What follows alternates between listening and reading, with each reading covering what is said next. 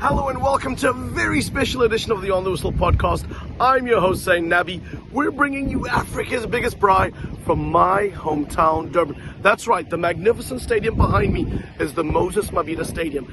It's going to host Orlando Pirates versus Stellenbosch FC in the MTN8 Cup final. It's going to be full of colour this weekend. It's going to be an amazing game on Saturday, and we're going to be there giving you the latest.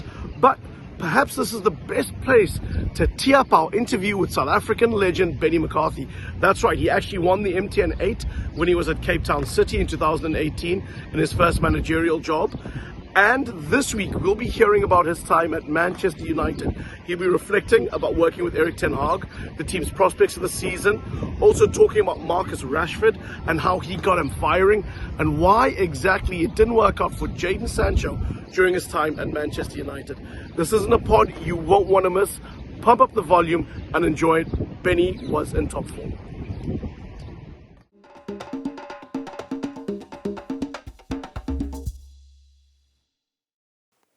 Benni, you've obviously had the opportunity of working with Ten Hag. When you look back at your last two seasons at United, I want to hear from you about how you reflect on that time. Of course, listen, it's been remarkable experience, been remarkable 2 years, the being part of that technical team. We came in under difficult circumstances. Man United hasn't won in a few years from the day we walked through the door. So a lot of changes happened at the club. So obviously we had to find our feet, and so we did.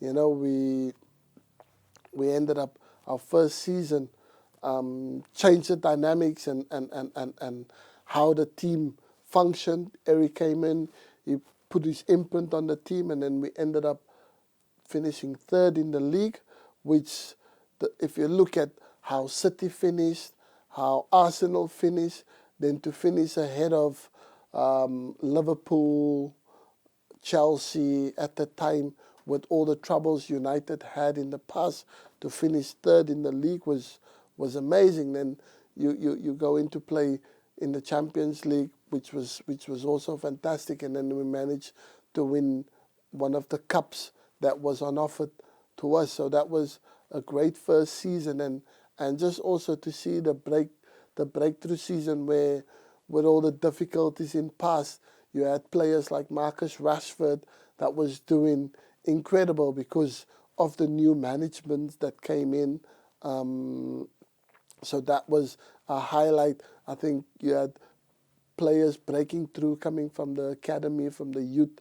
Alejandro Garnacho, Kobe Mainoo was now players that, you know, that in a season or two that will become regular. And when you look at now, Kobe Mainoo is a regular feature even in the England setup.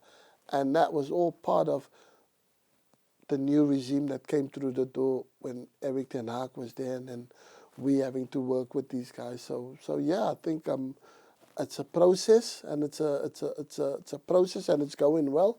So hopefully it will continue, and United in the end, in a season or two from now on, will find themselves, you know, like really battling it out to win dispute, to win the Premier League.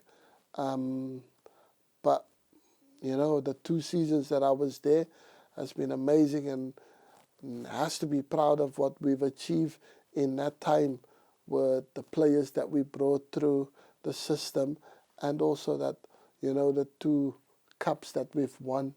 Well, that leads nicely on. You obviously worked with the strikers.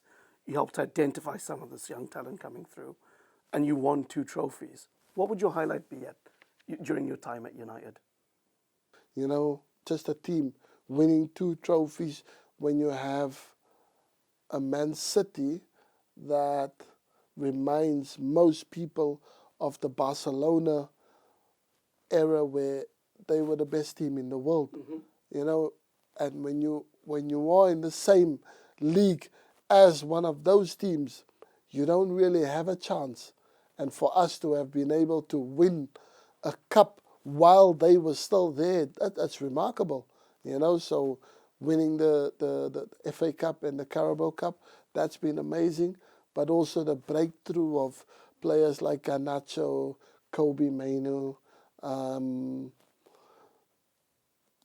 that's also been very impressive, and it's also been proud that you were part of that team that helped bring these players from academy graduates into the first team, and then doing as remarkable as they're doing, and hopefully they continue just to keep shining and producing, because they've got the abilities to become world players in the near future. So that's also been a very good highlight. And I think probably the biggest highlight will have to be as well, like, you know, like just the relationship that I had with the players. You know, I've had phenomenal relationship with every single player. The likes of Bruno Fernandes, like the ability that you used to see every single day come through, and then you see it now. He's just a class act. And then also my first year when I joined, when I started having really good relationship with Marcus Rashford, and a good understanding with him, and then him going on to have the season that he had, you know. So that was also really great to see. Yeah, I was going to say your work with Marcus Rashford got a lot of praise 2 seasons ago. I think he scored 30 plus goals or 30 goals. What is the secret to getting the best out of him, Benny? Um, just calmness. I think Marcus was calm. Um, yeah, he just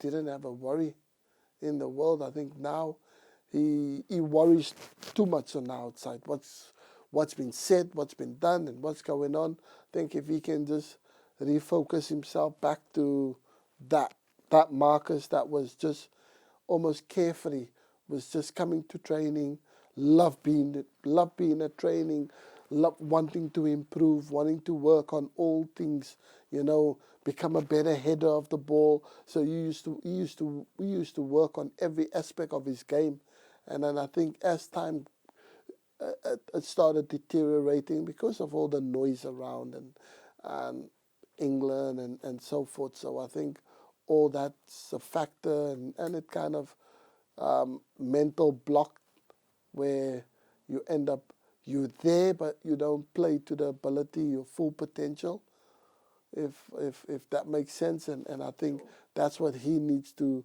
get himself back to that place where, you know, he can block out all the noise and just go back to being refocused, and just playing like you were playing in when you were in the academy, you know, where everything you do because it comes from the heart, it comes from inside. And I think he's lost a little bit of that, because when I watch Man United now sometimes, and I don't see the player that I used to work with, that I used to see in training, doing all these incredible things, and I just see a player that's not himself, you know. So I think he needs to just try and get himself back to that level, and then I think him and Man United will be able to make bigger strides, getting themselves in a top 4 position where they can fight and challenge for Carabao Cups, FA Cups, or maybe even give City a push for the league. Did you have a favorite player you liked working with, Benny? No. No. I'm not gonna get drawn into favorites. They were all my favorites. Who was the funniest player you worked with at United? The funniest player, definitely Bruno. Bruno, funny. Martinez was also a big character. But unbelievable guys, you know, great guys. Yeah, and I just really hope. Do you think they connected with you because of your success at Porto and the language you speak? You speak, if I'm correct, Portuguese, Spanish, English, Dutch, Afrikaans. Yes, it was easier because I was able to communicate with every single player in the squad because I could speak a language that there was Portuguese, Brazilians in the squad, so I could control Portuguese. And then we had Martinez with his Spanish, and then we had David De Gea at the time. We had Palestri, so I could communicate with the Spaniards. I could communicate with Wout Weghorst, with Tyrell Malacio, with the Dutch, so and then the English, obviously there was no Afrikaners, so I couldn't rattle in Afrikaans, but yeah, so it really was a massive help that I was able to speak all these languages, that I could communicate like just freely to the players in their own language, and then they kind of opened up to you more often. So that was great. So yeah, but I think they were all my favorites. I loved every interaction with every single player that I had in the squad. But yeah, I keep the real favorites to myself. I have to ask you because he's another player you worked with, was Jadon Sancho. We obviously saw him stun the world at Dortmund. He was very exciting. Why do you think it didn't quite work out at United for him?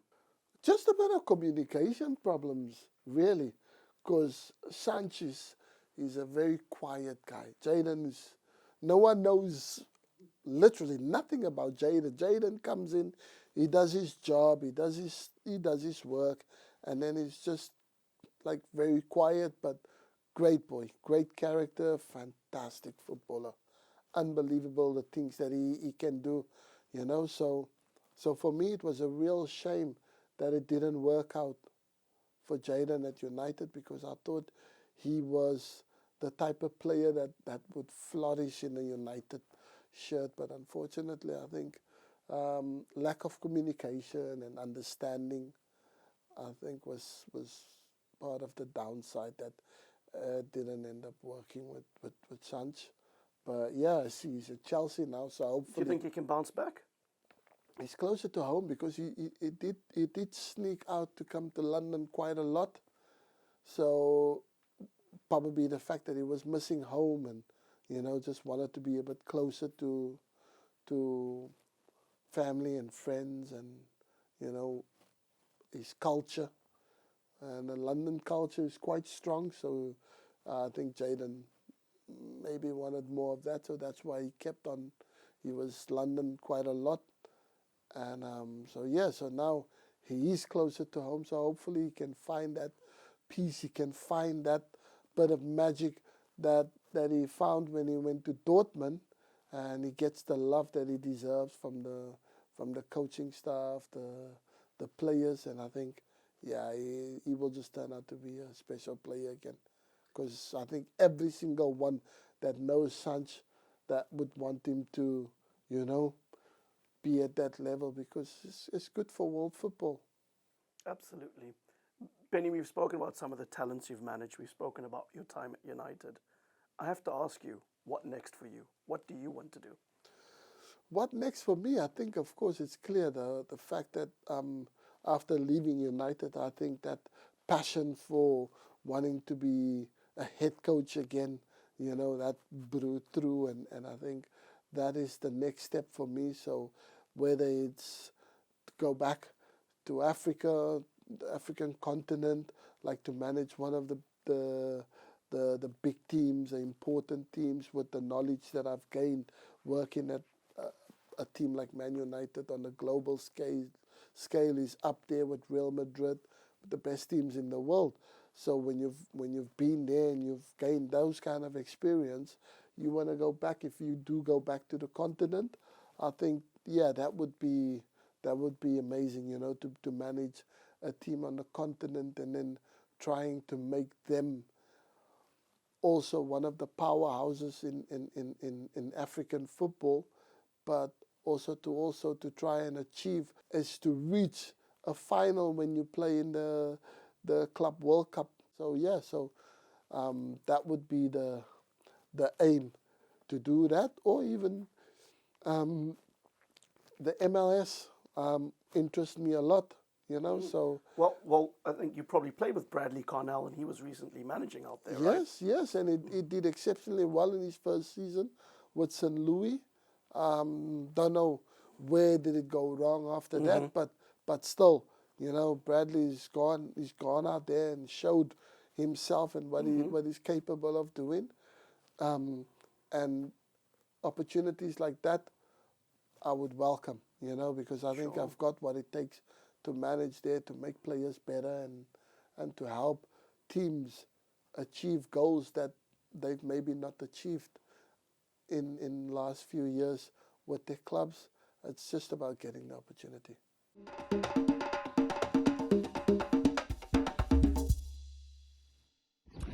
Benny, always a fantastic conversation, always full of life, always full of perspective. Now, for those of you listening out there to Africa's Biggest Braai, please leave a comment, post a review on whatever platform you're watching, and hit us up on our social media accounts.